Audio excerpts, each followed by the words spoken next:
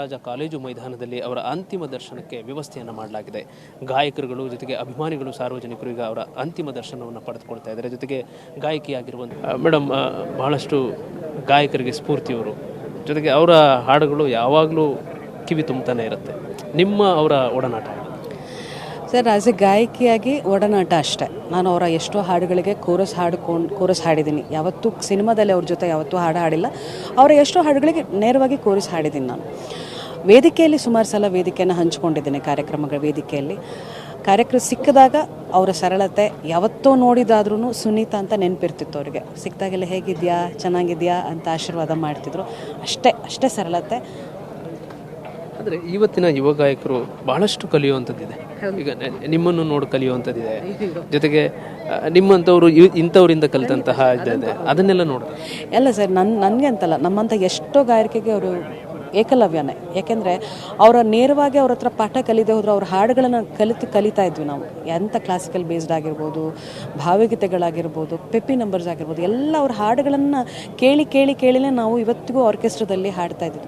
ನೀವು ಇವತ್ತಿಗೂ ನಾನು ಮೊನ್ನೆ ಈಗಲೇ ಯಾರಿಗೂ ಹೇಳ್ತಿದ್ದೆ, ಇವತ್ತು ನಾವು ಎಷ್ಟೋ ಹಾಡುಗಳನ್ನು ಹಾಡಿರ್ಬೋದು, ಬಟ್ ವೇದಿಕೆಯಲ್ಲಿ ನಗುವ ನಯನ ಜೊತೆಯಲ್ಲಿ ನಗು ಎಂದಿದೆ, ಅದಿಲ್ಲದೆ ಕಾರ್ಯಕ್ರಮ ಮುಗಿಯೋದೇ ಇಲ್ಲ. ಸೊ ಅದರಲ್ಲೇ ಗೊತ್ತಾಗುತ್ತೆ ಅವ್ರು ಎಷ್ಟು ಅವರನ್ನು ಬಿಟ್ಟು ಹೋಗ್ಬಿಟ್ಟಿದ್ದಾರೆ ನಮ್ಮ ಜೊತೆ ಅಂದ್ಬಿಟ್ಟು. ಬಹಳ ಮುಖ್ಯವಾದ ಅಂಶ ಅಂತ ಹೇಳಿದರೆ ಮೇಡಮ್, ಅವರು ಹುಟ್ಟಿದ್ದು ಆಂಧ್ರದಲ್ಲಿ, ಬಟ್ ಕನ್ನಡದ ನೆಲದ ಮೇಲೆ ಅವ್ರಿಗೆ ಬಹಳಷ್ಟು ಪ್ರೀತಿ ಇತ್ತು ಅಂತ ಅನಿಸ್ತು. ಯಾಕೆಂತ ಹೇಳಿದರೆ ಅವರು ಮೈಸೂರು ಮಣ್ಣಲ್ಲಿ ಇಲ್ಲೇ ನನ್ನ ಸಂಸ್ಕಾರ ಆಗಬೇಕು ಅಂತ ಬಯಸ್ತಾರೆ. ಜೊತೆಗೆ ಕೊನೆಗಳಿಗೆ ಏನು ಮೈಸೂರಿನಲ್ಲೇ ನನಗೆ ಅದು ನೆನ್ನೆನೇ ಗೊತ್ತಾಗಿದ್ದು ನನಗೆ. ಯಾಕೆಂದರೆ ಅಮ್ಮ ಒಂದು ವರ್ಷದಿಂದ ಮೈಸೂರಲ್ಲಿ ಇದ್ರು ಅಂತ ಗೊತ್ತಿತ್ತು ನನಗೆ. ನವೀನ್ ಅವರನ್ನು ತುಂಬ ಚೆನ್ನಾಗಿ ನೋಡ್ಕೊಳ್ತಾ ಇದ್ರು ಅನ್ನೋದೊಂದು ಗೊತ್ತಿತ್ತು. ನಮ್ಮ ಎಷ್ಟೋ ಜನ ಸ್ನೇಹಿತರು ಬಂದು ಅವ್ರನ್ನ ಭೇಟಿನೂ ಮಾಡಿದರು. ಹಾಗಾಗಿ ಅವ್ರಿಗೆ ನಂಗೆ ಸಿಕ್ಕಿದಾಗಲೂ ಹೇಳ್ತಿದ್ರು, ನಾನು ಜಾಸ್ತಿ ಹಾಡೋದು ಕನ್ನಡದಲ್ಲೇ ಪುಟ್ಟಿ, ನಾನು ಕನ್ನಡ ಮತ್ತು ಮಲಯಾಳಮಲ್ಲೇ ಜಾಸ್ತಿ ಹಾಡಿರೋದು, ಅಷ್ಟು ಸುಮಾರು ಹಾಡಿದ್ದೀನಿ ಬಿಟ್ರೆ ಅಂತ. ಬಟ್ ನಮಗೆ ಇವಾಗ ನಮಗೆ ಆರಾಧ್ಯ ದೈವ ಅಂದರೆ doctor S P Balasubrahmanyam, Yesudas, S Janaki ಇಂಥವ್ರು.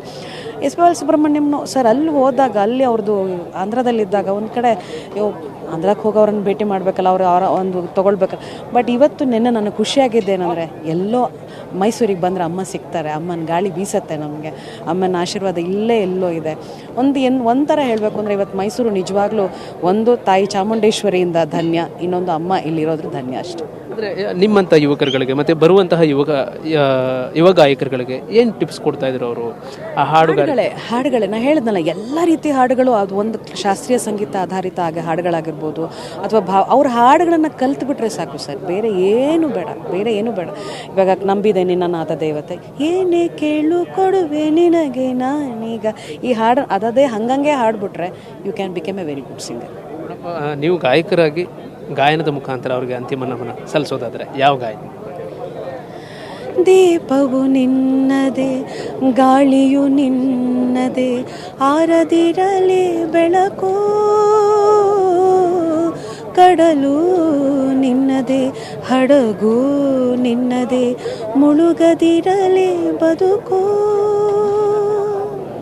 ತುಂಬಲಾರದಂಥ ನಷ್ಟ, ಬಟ್ ಅವರ ಹಾಡುಗಳಿರ್ತಕ್ಕಂಥದ್ದೇನಿದೆ ಅದು ಜೀವಂತವಾಗಿರುತ್ತೆ. ಜೊತೆಗೆ ನಮ್ಮ ಕನ್ನಡದ ನೆಲದಲ್ಲೇ ಅವರು ಇರ್ತಾರೆ, ಅದು ಸಮಾಧಾನಕರವಾದಂಥ ವಿಚಾರ. ಹೀಗಾಗಿ ಅವರಿಗೆ ಅಂತಿಮ ನಮನವನ್ನು ಒಂದು ಗಾಯನದ ಮೂಲಕ ಸಲ್ಲಿಸುವ ಮುಖಾಂತರ ಅವರನ್ನು ಸಂತಾಪವನ್ನು ಸೂಚಿಸ್ತಾ ಇದ್ದಾರೆ. ಕ್ಯಾಮರಾ ಪರ್ಸನ್ ಸಿದ್ದು ಜೊತೆ ಪುನೀತ್, TV5 ಮೈಸೂರು.